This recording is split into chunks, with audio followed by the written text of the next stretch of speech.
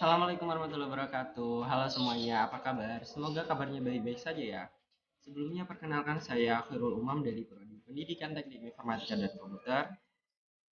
Di sini saya tidak sendiri, melainkan ditemani oleh rekan-rekan saya yakni ada Muhammad Irfan Ardiansyah dan juga Intan Ermawati. Seperti yang sudah ditampilkan pada slide sebelumnya, kami akan membahas mengenai perencanaan jaringan komputer nih. Namun sebelum itu, akan saya bacakan beberapa pokok pembahasan kita kali ini, yaitu yang pertama ada konsep jaringan komputer yang akan dijelaskan oleh saya sendiri, lalu tools atau alat-alat yang diperlukan akan dipaparkan oleh rekan saya Intan, dan yang terakhir terdapat simulasi Cisco Packet Tracer yang akan didemokan oleh rekan saya Irfan.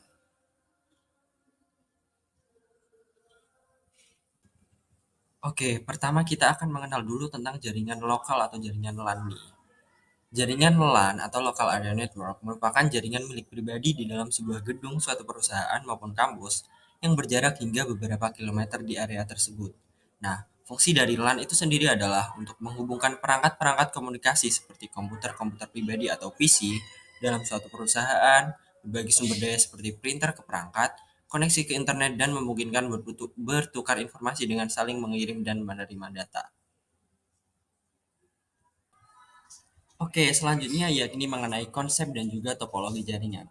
Konsep topologi jaringan yang kami buat merupakan topologi jaringan hybrid yang berupa kombinasi antara topologi ring dan topologi star. Topologi ring adalah topologi di mana antar perangkat terhubung sehingga membentuk pola lingkaran atau seperti cincin. Sedangkan topologi star adalah topologi jaringan yang berbentuk bintang di mana pada umumnya menggunakan hub atau switch untuk koneksi antar klien. Lalu konsep gedung yang kami rancang yakni terdiri dari 3 gedung sebagaimana digambarkan sebagai E11, E8, dan E6 yang terdapat pada Fakultas Teknik UNES. Dengan masing-masing gedung memiliki 3 lantai dan beberapa ruangan penting seperti ruang server, lab komputer, hingga ruang dosen. Selanjutnya yakni fitur. Untuk fitur jaringan yang kami buat, kami menggunakan IP DHCP serta menambahkan DNS atau Domain Name Server dan email server untuk mempermudah konfigurasi. IP DHCP atau Dynamic Host Configuration Protocol sendiri adalah protokol standar yang ditentukan oleh RFC 1541 yang memungkinkan server untuk mendistribusikan alamat IP dan informasi konfigurasi secara dinamis kepada klien. Sedangkan DNS atau Domain Name System adalah sistem yang menerjemahkan nama domain menjadi IP address agar bisa dipahami oleh komputer saat kita mengakses sebuah website menggunakan nama domain. Uh, Gambar di bawah ini merupakan contoh dari topologi jaringan hybrid. Kira-kira seperti ini uh, topologi jaringan yang akan kami buat. Berikutnya merupakan gambaran denah masing-masing gedung yang akan kami gunakan dalam membuat perencanaan jaringan dengan topologi kombinasi antara ring dan star. Di sebelah kiri ada gedung E11, kemudian di tengah merupakan gedung E8, dan sebelah kanan merupakan gedung E6. Kira-kira seperti ini topologi jaringan yang akan kami buat ketika diaplikasikan ke dalam Cisco Packet Tracer. Yang mana di sebelah kiri ini merupakan gedung E11, kemudian di atas merupakan gedung E8, dan juga di sebelah kanan merupakan gedung E6. Selanjutnya, akan saya paparkan mengenai kelebihan dan kekurangan dari topologi jaringan kombinasi ini. Alasan mengapa kami memilih topologi jaringan kombinasi ini adalah karena kelebihannya yakni redundansi. Kombinasi topologi star dan ring akan memungkinkan adanya redundansi pada jaringan. Nah, apa sih redundansi itu sendiri? Redundansi adalah penyimpanan data yang sama secara berulang atau data yang sama disimpan di lebih dari satu lokasi.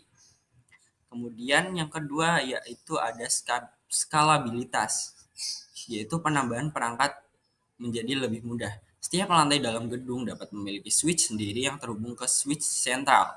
Ini memudahkan penambahan perangkat jaringan baru pada setiap lantai. Kemudian yang ketiga yaitu ada performa. Topologi star memungkinkan komunikasi langsung antara perangkat pada lantai yang sama tanpa harus melewati perangkat lain, yang dapat meningkatkan performa jaringan. Sementara itu, topologi ring dapat mengurangi latensi karena data dapat mengalir dalam arah yang lebih singkat antara gedung-gedung. Namun di samping itu, topologi jaringan kombinasi ini memiliki beberapa kekurangan, di antaranya yang ini. Satu, kompleksitas. Menggabungkan topologi star dan ring tentunya dapat meningkatkan kompleksitas jaringan, sehingga diperlukan pengaturan dan konfigurasi yang cermat untuk memastikan koneksi yang benar antara gedung-gedung dan lantai-lantai. Kemudian yang kedua yaitu ada biaya. Implementasi topologi jaringan kombinasi star dan ring memungkinkan memerlukan biaya yang lebih tinggi dibandingkan dengan topologi yang lebih sederhana. Kemudian yang ketiga adalah pengelolaan. Dalam topologi jaringan kombinasi antara star dan ring ini, pemantauan dan pemeliharaan jaringannya tentunya dapat menjadi lebih rumit. Sekian dari saya, topik selanjutnya akan dijelaskan oleh rekan saya Intan Ermawati. Baik, materi sebelumnya telah dijelaskan oleh Hairul Umam, yaitu tentang konsep-konsep figurasi yang telah digunakan. Dan pada kesempatan kali ini, saya akan menjelaskan tentang alat-alat beserta fungsinya pada konfigurasi Cisco Packet Tracer yang kami gunakan. Yaitu yang pertama ada server cloud. Server cloud yaitu berfungsi sebagai suatu jaringan komputer yang memiliki peran penting dalam penyediaan layanan utama dan sumber daya kepada komputer-komputer lainnya pada setiap gedung nantinya. Di sini kami hanya menggunakan satu buah server cloud yang ditempatkan pada gedung E11 di ruang panel lantai 1. Dan yang kedua yaitu router. Router memiliki peran penting dalam jaringan komputer seperti penghubung antara beberapa jaringan atau subjaringan yang berbeda. Fungsi utama router adalah menentukan jalur terbaik untuk mengirim paket data dari satu jaringan ke jaringan lainnya. Router menggunakan tabel routing yang berisi informasi tentang jaringan tujuan dan metrik seperti jarak atau kecepatan untuk menentukan jalur kecepatan atau yang terbaik untuk mengirim data. Pengiriman paket data pada router menerima paket data dari satu antarmuka jaringan dan mengirimkannya ke antarmuka jaringan yang sesuai atau berdasarkan algoritma yaitu yang telah ditetapkan dan melibatkan suatu proses pemeriksaan alamat tujuan paket data dan memutuskan kemana paket itu harus dikirim selanjutnya. Dan di sini kami menggunakan router pada setiap gedung dengan masing-masing terdapat satu buah router yaitu pada gedung E11 pada lantai 1 ruang panel, E8 lantai 1 ruang panel, dan E6 lantai 1 ruang panel juga. Nah, lanjut untuk berikutnya yang ada yaitu switch. Nah, di switch di sini digunakan dalam jaringan komputer memiliki peran penting sebagai perangkat penghubung yang memungkinkan komunikasi antara beberapa perangkat di dalam jaringan lokal LAN dan juga pengalihan paket atau paket switching dan juga berfungsi sebagai pengalihan paket data yang diterima dari satu port ke port tujuan yang tepat dengan cara memeriksa alamat MAC atau media access control dalam paket. Switch juga mengirimkan paket data hanya ke perangkat tujuan yang sesuai. Nah, di sini kami menggunakan switch 16 port yaitu digunakan pada setiap gedung, yaitu gedung E11 terdapat 4 buah switch yang menyebar di ruangan panel, yaitu pada lantai 1 terdapat satu dan lantai 2 juga terdapat satu switch dan di lantai 3 terdapat 2 switch dan pada gedung E8 terdapat 2 buah switch yang menyebar di ruang panel dan di lantai masing-masing memiliki satu switch saja.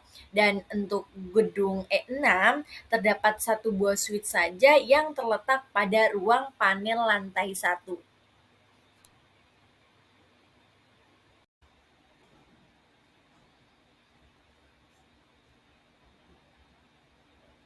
Dan lanjut, pada slide ini kami menggunakan access point yang berfungsi sebagai jaringan komputer yang memiliki peran utama sebagai titik akses atau titik masuk untuk perangkat nirkabel seperti komputer, laptop, smartphone, atau perangkat IoT lainnya untuk terhubung ke jaringan secara nirkabel.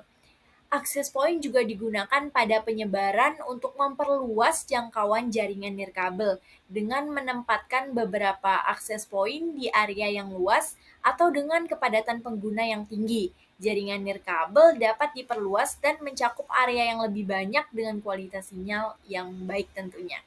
Nah, pada access point ini kami gunakan pada setiap gedung yang menyebar pada setiap lantai, yaitu E11 pada lantai 1 terdapat 3 access point yang menghubungkan pada masing-masing laptop.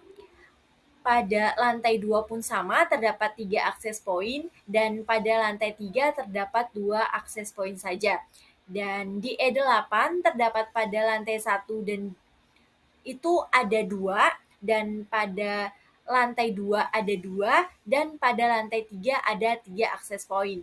Nah, untuk E6 terdapat pada lantai 1 yaitu 2 akses point, lantai 2 ada 2 akses point, dan lantai 3 pun ada 3 akses point. Nah, yang selanjutnya yaitu komputer. Nah, salah satu fungsi komputer dalam jaringan komputer yang sangat penting adalah sebagai pusat pengelolaan dan pengiriman data.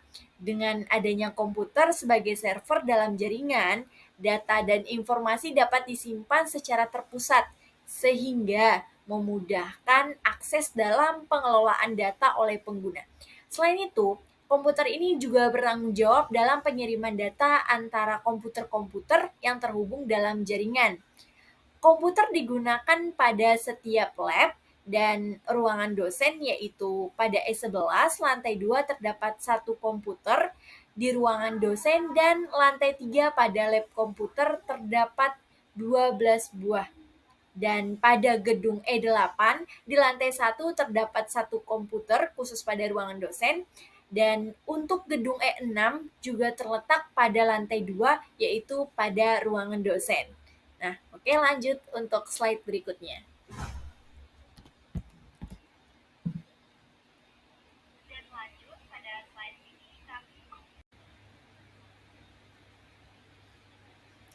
Dan pada slide berikut ini masih dengan membahas alat-alat yang digunakan, yaitu kabelan atau local area network memiliki fungsi utama sebagai media fisik yang digunakan untuk menghubungkan perangkat-perangkat dalam jaringan komputer lokal pada setiap gedung. Di sini kami menggunakan kabelan sesuai kebutuhan saja. Dan kemudian yang terakhir yaitu konektor atau sambungan, yaitu kabel dalam jaringan komputer yang digunakan untuk menghubungkan dan mengamankan ujung-ujung kabelan ke perangkat jaringan seperti switch, router, atau perangkat jaringan lainnya pada jaringan komputer. Dan pada konektor juga kami menggunakan sesuai kebutuhan saja. Dan kemudian lanjut pada slide berikutnya.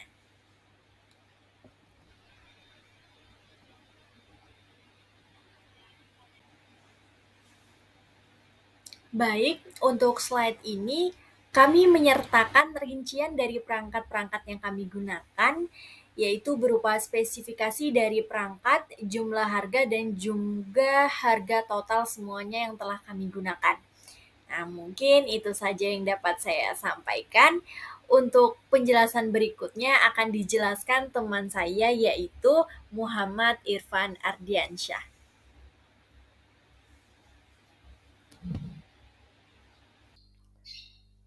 Oke, terima kasih sudah diberikan waktu oleh teman saya, rekan Intan. Nah, setelah tadi di masalah konsep jaringan yang akan dipakai sudah dipaparkan oleh rekan Umam, dan juga mengenai peralatan-peralatan apa saja yang dibutuhkan sudah dipaparkan oleh rekan Intan. Selanjutnya di sini adalah kita bisa melakukan simulasi dan juga konfigurasi jaringan menggunakan software Cisco Packet Tracer. Dan di start ini kita bisa melihat mengenai desain topologi jaringan yang menghubungkan antar 3 gedung. Ada gedung E11 yang berwarna kuning ini, kemudian ada gedung E8 di atasnya yang mempunyai warna merah pink, kemudian yang bagian sini, bagian kanan bawah ini adalah gedung E6. Untuk tampilan lebih jelasnya seperti ini. Untuk menghubungkan antara 3 router di tiap-tiap gedung, ini ada router E11, ada router E6, dan juga ada router E8, kita bisa menggunakan kabel serial TTE, kabel yang warna merah ini untuk menghubungkan antar routernya. Sebenarnya untuk menggunakan antar router kita juga bisa menggunakan kabel cross, tapi di sini kita untuk membedakan kita akan menggunakan kabel serial TTE saja.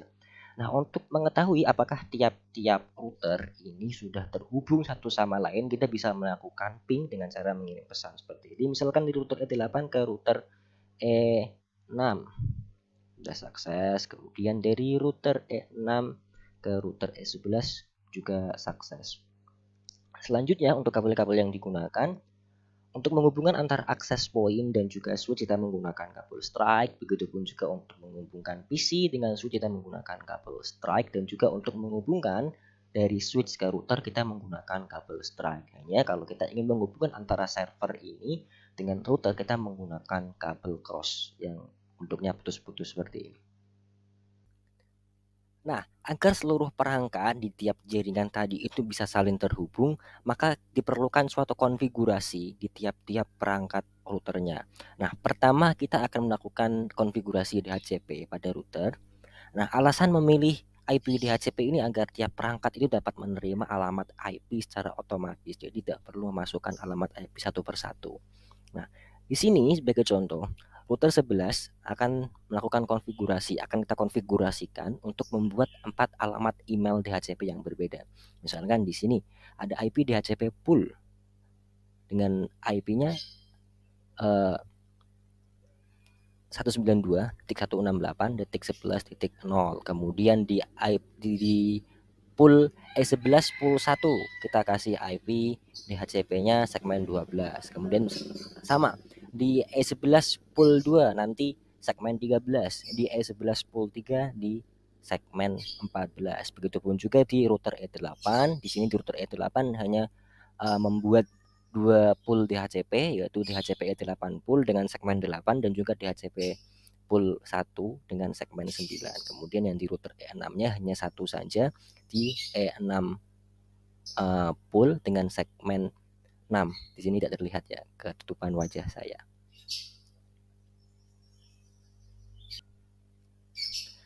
Nah, berikut ini adalah ilustrasinya. Misalnya nih, di suatu gedung itu kita membutuhkan 3 switch seperti ini yang akan dihubungkan dengan satu router, sehingga router DHCP ini akan membagi jaringan ke dalam 3 pool. Ada pool 1, ada pool 2, ada pool 3. Di pool 1 ini memberikan IP 11.0, di pool 2 memberikan IP 12.0, dan juga di pool 3 memberikan IP 13.0. Nah, nanti di jaringan di switchnya nanti akan terhubung ke perangkat-perangkat yang lainnya, dan itu nanti IP-nya adalah IP 11.1 sampai 11.255. Begitu juga untuk yang di switch kedua mulai dari 12.1 sampai 12.255. Begitupun juga yang di pool yang ketiga. Untuk demo saja kita akan coba melakukan konfigurasi DHCP di salah satu router aja, misalkan di router E11 seperti ini. Kita perbesar dahulu, kita akan melakukan konfigurasi DHCP di router. Pertama kita klik dulu. Nah, untuk melakukan DHCP router kita harus membuka tab CLI dan kita harus mengetikkan perintah-perintahnya. Nah, untuk perintah-perintahnya sendiri aku tulis di sini, sudah ditulis. Misalkan untuk melakukan setting DHCP router, pertama untuk menyalakan router kita bisa klik enable, kemudian kita conft atau configure terminal juga sama, lebih ringkas. Kemudian untuk masuk ke perintah membuat server DHCP kita bisa mengetikkan service DHCP. Kemudian untuk memasukkannya misalkan IP DHCP E11 pool misalkan, tinggal kita copy saja, kita pastekan di sini.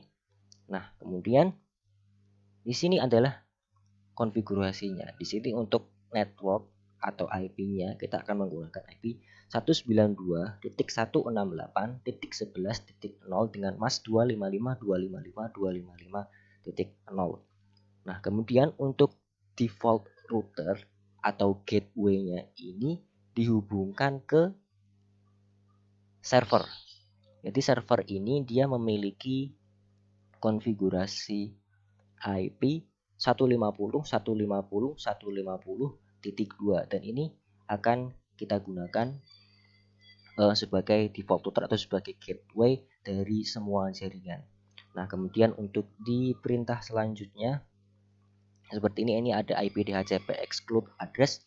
Ini untuk memberikan pengecualian. Jadi nanti IP DHCP-nya akan mulai di 192.168.11.4 karena dari titik 1 sampai titik 3 ini sudah kita kecualikan. Kemudian untuk DNS servernya juga sama, kita menggunakan DNS server dari IP ini karena menggunakan IP dari DNS server ini karena nanti di akhir kita akan mencoba menggunakan fitur dari DNS servernya. Jadi kita tulis langsung saja DNS servernya 150.150.150.2. Nah, untuk mempercepat kita bisa langsung copy saja dari sini, kemudian kita langsung pastekan di sini. Oke. Nah, selesai. Ini adalah salah satu caranya yang bisa kita lakukan untuk melakukan DHCP pada router. Selanjutnya untuk konfigurasi yang harus dilakukan adalah melakukan routing sehingga antar perangkat router ini bisa saling terhubung, bisa saling berkomunikasi. Nah, untuk melakukan routingnya di sini kita menggunakan static routing. Nah, kalau di bagian static routing tadi itu untuk agar router bisa saling terhubung atau bisa saling terkomunikasi satu sama lain. Dan di sini apabila di bawah router ini ada beberapa segmen jaringan yang berbeda seperti ini, ada segmen 11, ada segmen 12 dan juga ada segmen 13, maka kita harus melakukan inisialisasi. Jadi IP-nya ini harus dikenal oleh routernya sehingga router ini bisa tahu, oh segmen 11 ini di bawah kendalinya, segmen 12 di bawah kendalinya, segmen 13 di bawah kendalinya. Jadi nanti tidak hanya memberikan IP saja, misalkan router ini memberikan IP ke sini, router memberikan IP ke sini, router memberikan IP ke sini. Jadi tidak hanya memberikan IP, namun juga kita harus melakukan inisialisasi sehingga router ini bisa mengenali kalau ada segmen ini di bawah jaringannya. Kalau tidak, maka nanti antar jaringan, misalkan di perangkat-perangkat yang terhubung di segmen 11 tidak bisa terhubung ke segmen 12. Begitupun juga segmen 12 tidak bisa terhubung ke segmen 13 kalau tidak dilakukan inisialisasi routingnya di router. Untuk lebih mempermudahnya kita akan coba melakukan demo dalam melakukan IP routing untuk tiap-tiap routernya. Nah, misalkan di router E11 ini untuk di kabel serial pertama, ini kabel SE00-nya, di sini memberikan IP 10.10.1. Kemudian di router E8 di port yang sama di SE00 ini memberikan IP 10.20.1. Kemudian dilanjutkan ke router E6 memberikan IP 20.10.0.1. Kemudian di router E6 yang menerimanya adalah port 0 sama dia memberikan IP 20.20.0.1. Nah, kemudian dari router E11 ini di port SE10 memberikan IP 30.10.01 untuk menerimanya menggunakan sama port serial SE10 dengan IP 30.20.01. Nah, untuk melakukan konfigurasi routing agar masing-masing router ini dapat berkomunikasi, misalkan untuk menghubungkan dari router E11 ke router E8, dari router E8 ke router E6 dan juga router E11 ke router E6. Kita coba dulu dari router E11. Sama, kita masih menggunakan tab CLI seperti ini. Kita keluar dulu. Oke. Atau kita juga bisa melakukannya di konfigurasi seperti ini di static routing. Nah, jadi di sini untuk lebih mudahnya juga kita bisa melakukan secara GUI di static routing konfigurasi. Misalkan dari jaringan 192.168.8. Titik 8 ini adalah IP dari router E8.8.1. Jadi agar kita bisa berkomunikasi dengan router E8, maka kita harus menambahkan jaringan dari jaringan E8. Misalkan di sini salah satunya adalah 192.168.8, atau kita untuk mempermudah kita bilang segmen 8 gitu aja ya. Jadi dari segmen 8 ini kita hubungkan next hop-nya ke kabel serial yang 10.20.0.1. Jadi yang digunakan adalah kabel serial ini. Dari port FA-nya, IP-nya ini dihubungkan ke sini. Nah, untuk kita juga bisa menggunakan tab CLI seperti ini. Untuk settingnya juga sudah dibuat di sini. Misalkan configure.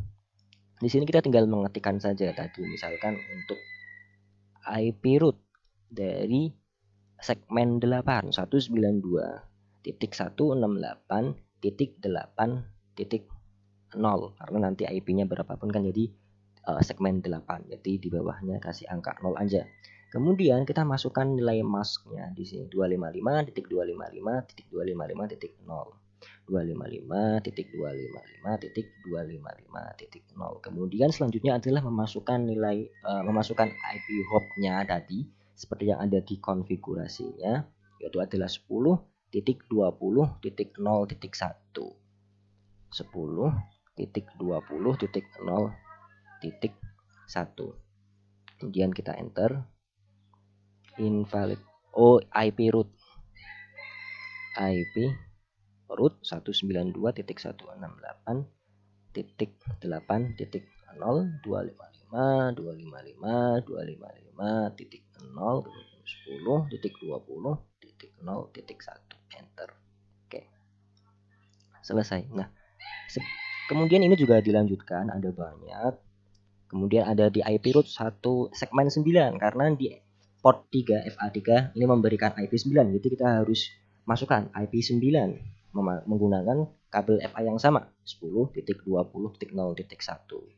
Kemudian yang nomor segmen 6 ini ada di gedung E6, memberikan segmen 6. Jadi kita harus tulis.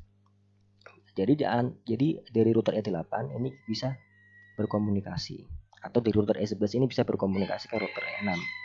Kalau tadi yang segmen 8, segmen 9 kita tulis agar kita bisa berkomunikasi dengan router E8. Selanjutnya agar kita bisa berkomunikasi dengan router E6, kita masukkan segmen 6. Sama untuk via-nya juga sama 10. Yang ini tidak terpakai. Yang ini tidak terpakai ya. Yang terpakai yang ini. Segmen 6, tapi kabel serialnya IP-nya yang 30.20.10.1. Sama kan kabelnya kan 30.20.0.1, karena dari router E6 dan juga router E11 ini dihubungkan oleh kabel yang ini. Kabel yang ini kan dia memberikan IP 30.20.0.1. Jadi kita masukkan saja ke dalam sini seperti ini.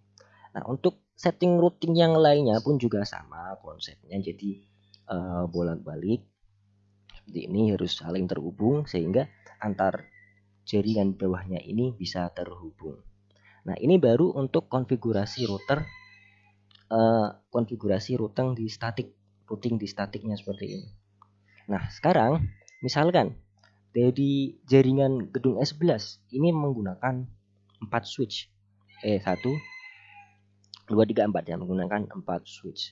Nah, agar jaringan di masing-masing switch ini bisa terhubung, kita perlu melakukan inisialisasi. Di sini kan untuk yang di warna biru ini segmen 12.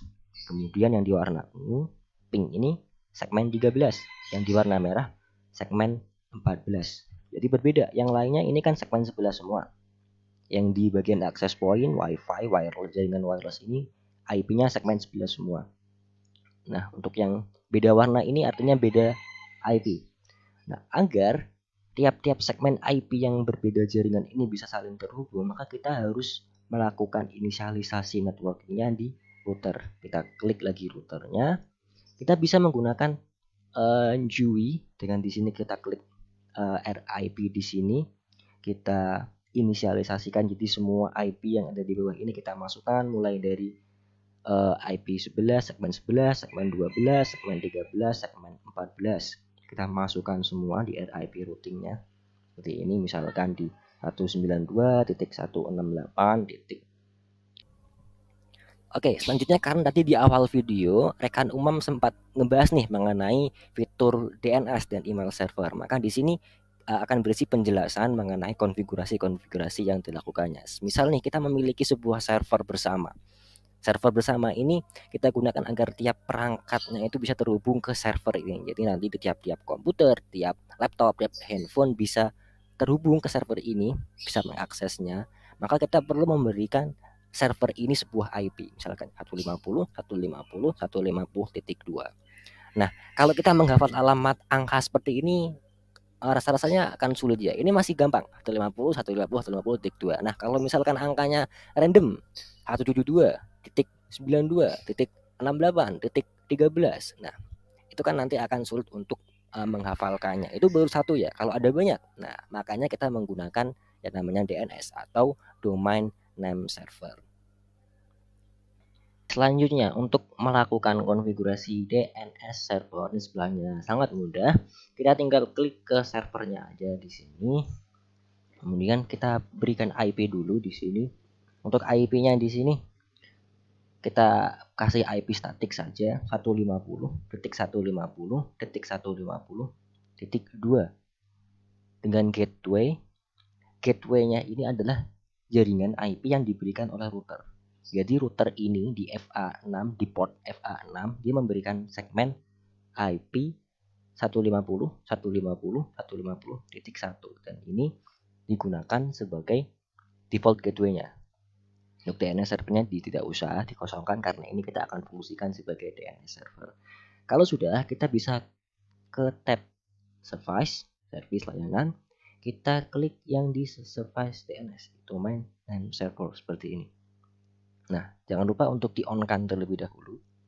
Untuk name-nya atau namanya ini aja deh kita masuk. Nah, untuk name di sini adalah nama dari domainnya. Misalkan di sini saya menggunakan domain unes.ac.id dengan recordnya A saja, biar mudah. Kemudian untuk address atau alamatnya, ini adalah IP dari servernya 150.150.150.2 karena ini adalah IP dari server, sehingga nanti setiap perangkat PC, laptop, handphone yang terhubung ke jaringan ini dia akan diberikan DNS ke sini, akan dihubungkan ke sini. Jadi semuanya bisa mengakses server ini menggunakan nama domain unes.ac.id. Nah, DNS inilah nantinya yang di awal tadi kita masukkan di bagian ketika kita melakukan konfigurasi DHCP. Kita masukkan tadi kan DNS-nya adalah 150.150.150.2. Nah, untuk memperagakan kita coba di salah satu PC, misalkan di PC 4 ini. Kita cek dulu IP-nya. Dia menggunakan IP DHCP. Untuk DNS-nya 150.150.150.2. Untuk gateway-nya juga sama. Gateway-nya kita kasih gateway ke server. Jadi gateway-nya harus ke server. DNS-nya juga harus ke server. Kalau sudah, kita ke tab desktop. Kemudian kita coba ke browser.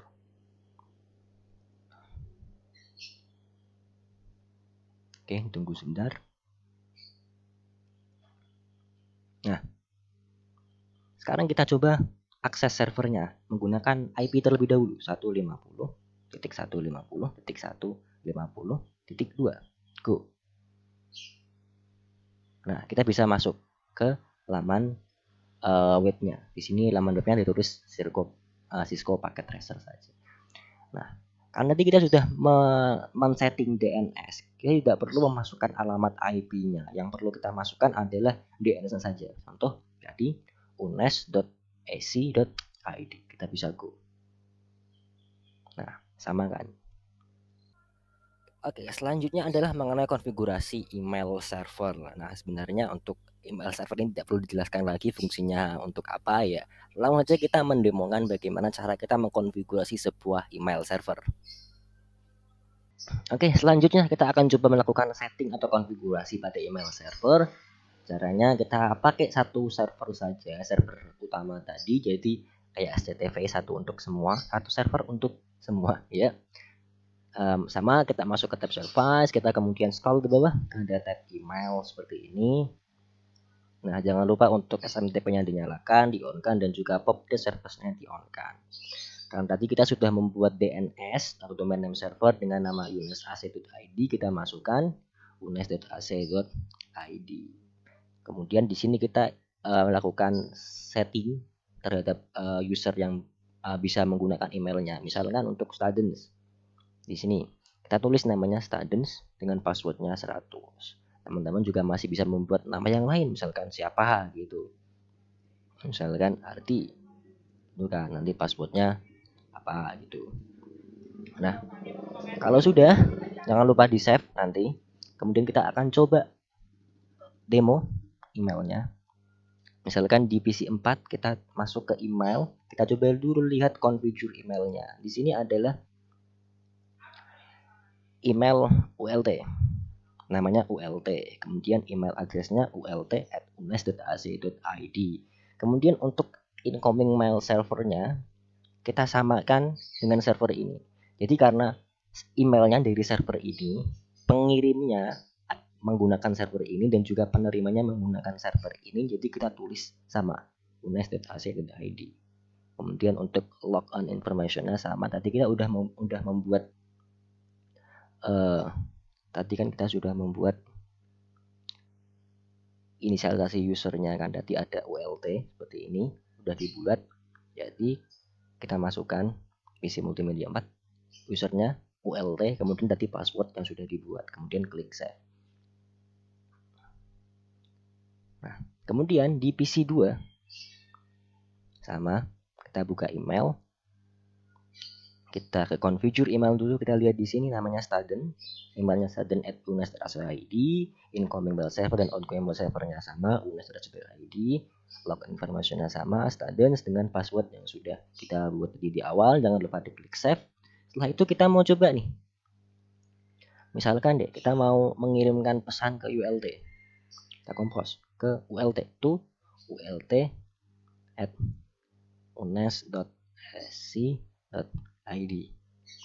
Misalkan subjeknya judul emailnya apa, misalkan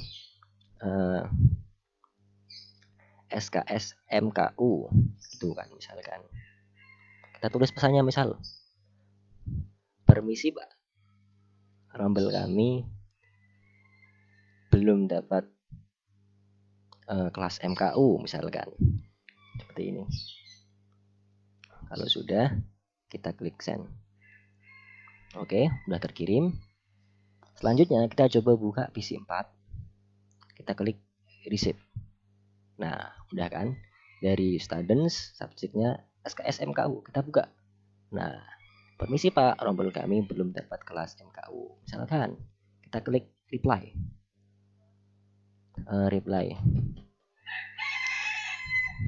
Misalkan jawabannya begini, oh iya, silahkan hubungi Kaprodi, misalkan seperti ini, kita klik send. Nah, kemudian kita masuk ke PC 2, kita coba buka email dari receive. Nah, ini kan udah, oh iya, silahkan hubungi Kaprodi. I got my head out the sunroof, I'm blasting